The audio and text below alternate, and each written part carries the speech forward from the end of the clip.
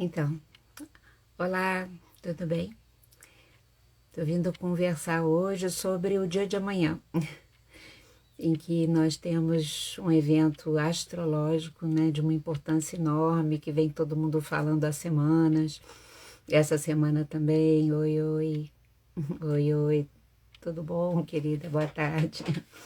Então, estou vindo conversar sobre o dia de amanhã, que é o dia 2 de outubro, e que nós vamos ter um importante eclipse do Sol anular em Libra.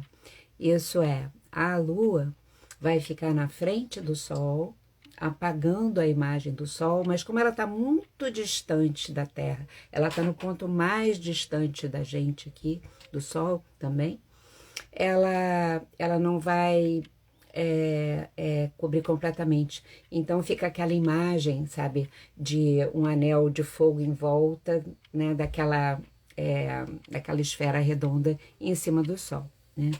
Bom, esse eclipse, né, pessoal, ele vai começar às 13h30, mais ou menos, do horário de Brasília, né, aqui pra gente.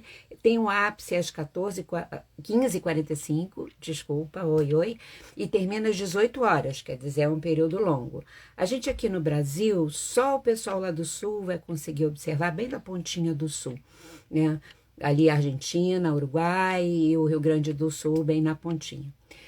A gente já sabe que os eclipses são sinalizações desafiadoras e que eles são mais intensos nas regiões, vamos dizer assim, a sinalização é mais intensa nas regiões por onde eles são visíveis, mas atinge, esse eclipse, na verdade, nos chama atenção para o planeta inteiro.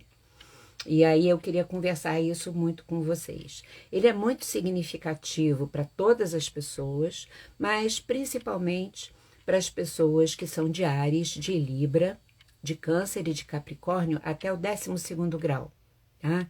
E aí não é para ficar com medo disso, mas para entender o que isso está nos chamando, nos convocando como sempre, porque daí a gente faz o que precisa ser feito e a gente transforma o desafio em oportunidade, que a gente já sabe que é esse o nosso caminho, não é mesmo? Bom, e por que tanta gente está falando o tempo todo, mesmo aqui no Tornar-se Presente? Ontem eu fiz um videozinho, acho que o Sérgio fez outros, porque é assim, é o último eclipse do ano, não é? O Sol, a Lua vão estar a 10 graus de Libra, mas a Lilith também vai estar junto a 10 graus de Lilith. O Mercúrio vai estar a 11 graus, a Lilith vai estar a 10 graus de Libra, falei errado, e o Mercúrio vai estar a 11 graus de Libra, e a cauda do dragão a 6 graus de Libra, quer dizer, tem um monte de coisas em Libra participando desse eclipse, o que torna essa força muito intensa constelada no céu para avisar que está constelada dentro da nossa alma. Bom, a gente já sabe também que o tempo de duração de um eclipse, os primeiros 10 dias tem uma intensidade de manifestação maior, mas 6 meses depois aquilo ainda está vigorando. Isso vai se somar lá para o último eclipse, que foi da lua cheia em peixes, que já trouxe os transbordamentos emocionais. Estamos num momento muito especial da humanidade, muito desafiador. Eu não sei se vocês conhecem, mas eu cheguei à conclusão na semana passada que a gente está vivendo um tempo que pode ser caracterizado por aquele livro indiano clássico que eu amo, chamado Bhagavad Gita, que inspirou o Raul Seixas a fazer a música Gita, mas que é um texto incrível, que é uma grande luta entre luz e sombra. Esse livro existe várias edições no mundo inteiro, mas a editora Pensamento tem uma mais simples, que quem não conhece talvez nesse momento fosse interessante ler, porque é muito inspirador. São duas famílias, na verdade, vivendo um combate simbólico muito forte. E é isso que a gente está vivendo agora, sabe, pessoal?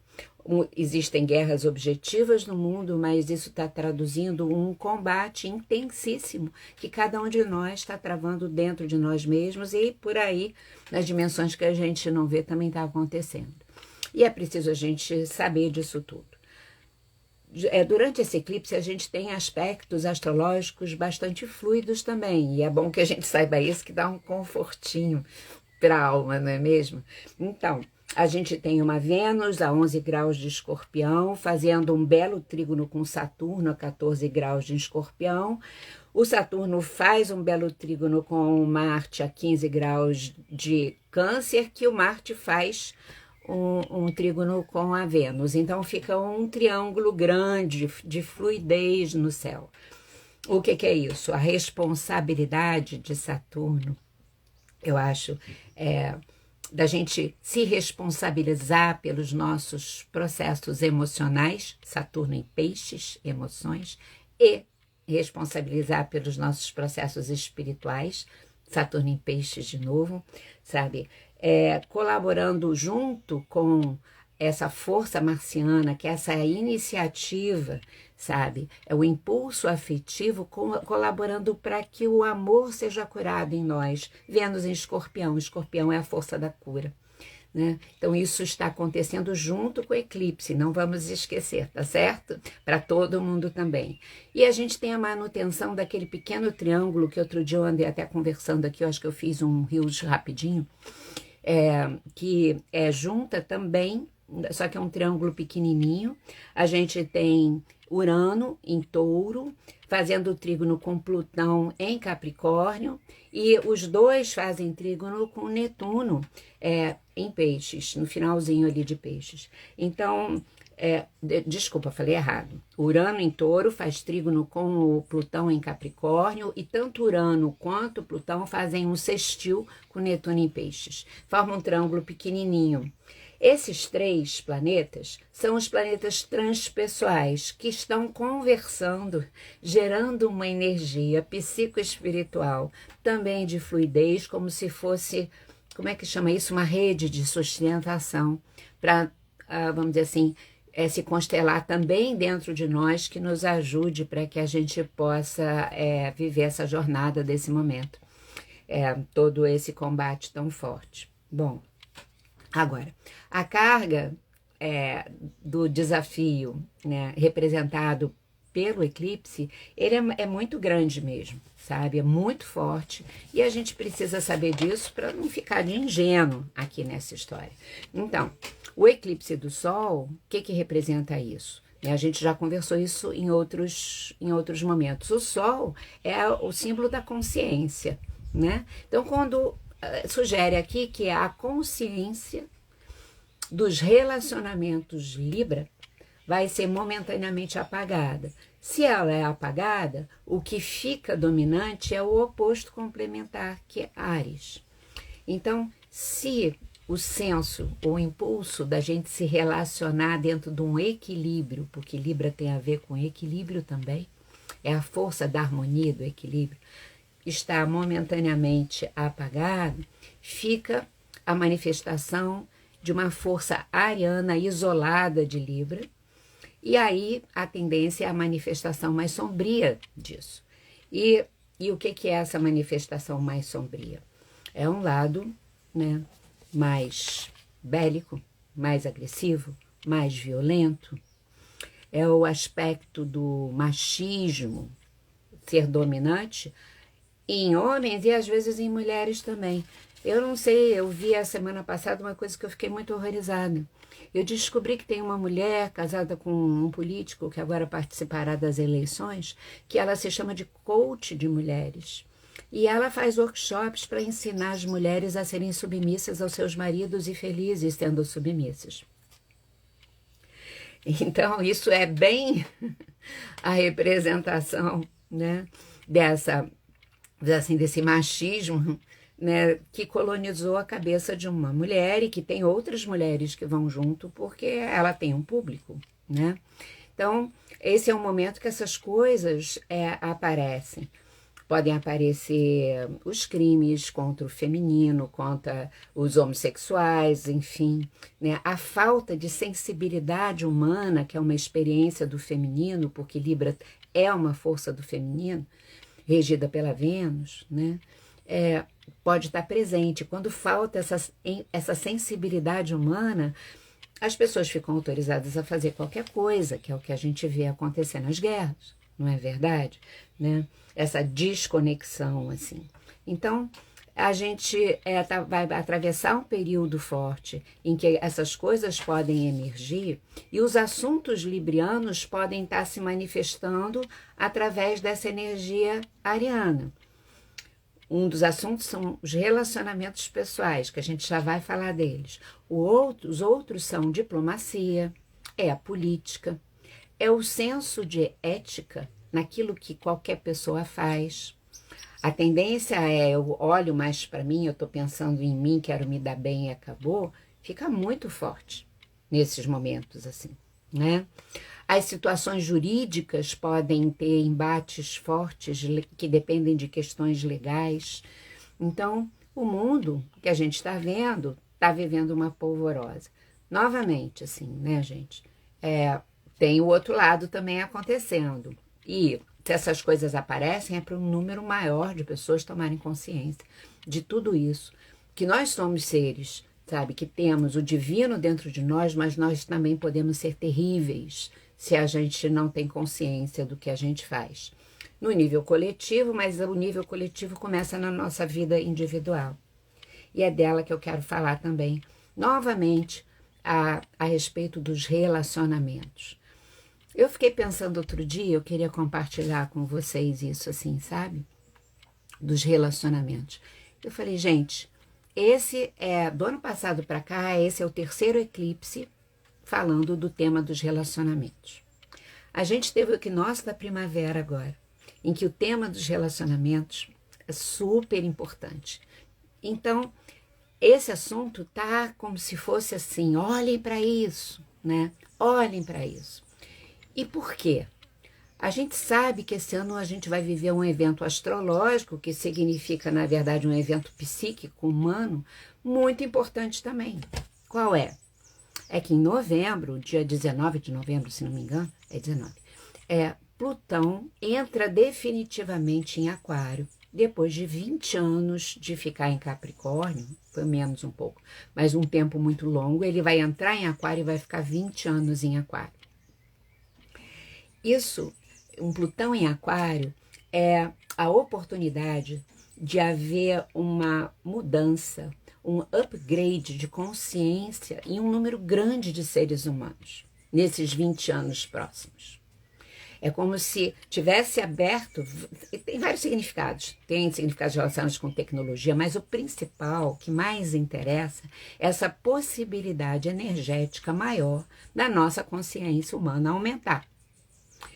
Bom, dá um salto de consciência, mas para isso, é claro que a gente tem que estar com os nossos relacionamentos mais em dia, mais conscientes, mais equilibrados. Por quê? Como é que a nossa consciência aumenta se a gente se relaciona de uma maneira, sabe, regredida com as pessoas à nossa volta, que compõem a nossa vida, ou pior que regredida até. Então, toda essa ênfase no caminho do relacionamento, sabendo ainda, como a gente sempre diz, que é dentro das relações que a gente se dá conta da gente, né? Que as pessoas que nos cercam nos pontuam inconscientemente coisas que a gente também não tem consciência, a gente precisa se dar conta. Então, é um período que a gente precisa muito desenvolver a nossa capacidade de nos relacionarmos conosco e com os outros, o nós e com o entorno, e aí esses eventos astrológicos são altamente instigantes desse assunto para nos preparar para esse Plutão em Aquário, senão o Plutão entra em Aquário e a gente continua vivendo o passado, a gente não vive nada de novo, a gente carrega o velho para o futuro, e aí nada acontece, entende, pessoal? Então, dentro do aspecto dos nossos relacionamentos pessoais, mais uma vez, é um período da gente cuidar para que as irritações não estejam dificultadas. O Marte em Câncer, sabe, ele está fazendo uma quadratura nesse eclipse com Mercúrio. Isso acentua a dificuldade da comunicação, da fala. No nível macro, político, diplomático, há uma dificuldade real nesse período de entrar em acordo, né? porque Mercúrio rege os acordos. E na nossa vida aqui, né, não vou nem falar mais de fake news, porque está na ordem do dia aí com essa situação, continua, mas na nossa vida pessoal, né? Primeiro, a gente ter bons converseiros com a gente mesmo, sabe? Consigo mesmo. A gente conversar muito com a gente nesse período. Esse período dos próximos 10 dias, pelo menos, a introspecção, que a Lua em Peixes também falou, sabe? Se torna muito necessária para que a gente possa bater esses papos conosco, sabe? E desmanchar essa dificuldade representada pelo Marte quadrado Mercúrio com a gente, né? Para que a gente se dê conta também da nossa irritação, sabe? Da nossa capacidade talvez mais egóica ou mais narcisista ou mais egocentrada. Que a gente se dê conta da nossa agressividade, da gente se dê conta como é que estamos tratando o nosso feminino, homens e mulheres, que qual seja a nossa sensibilidade, a nossa capacidade de estabelecer contato de qualidade com aquilo que a gente vive a cada momento, não é? Com essa coisa de que eu quero ser ouvida ou ouvido, mas eu escuto também, eu me interesso, né, pelos meus sentimentos, uma coisa altamente feminina do que eu sinto e pelo que os outros estão sentindo à minha volta e não aquela coisa do atropelo sem parar. É um momento também da gente olhar e ver as relações que precisam terminar, que elas já não acrescentam para nós um crescimento e que estão estagnadas e que a gente tentou tudo de certa forma e a gente não vê que, bom, as coisas às vezes chegam a um fim e se a gente não finaliza, aquilo fica tóxico, fica venenoso.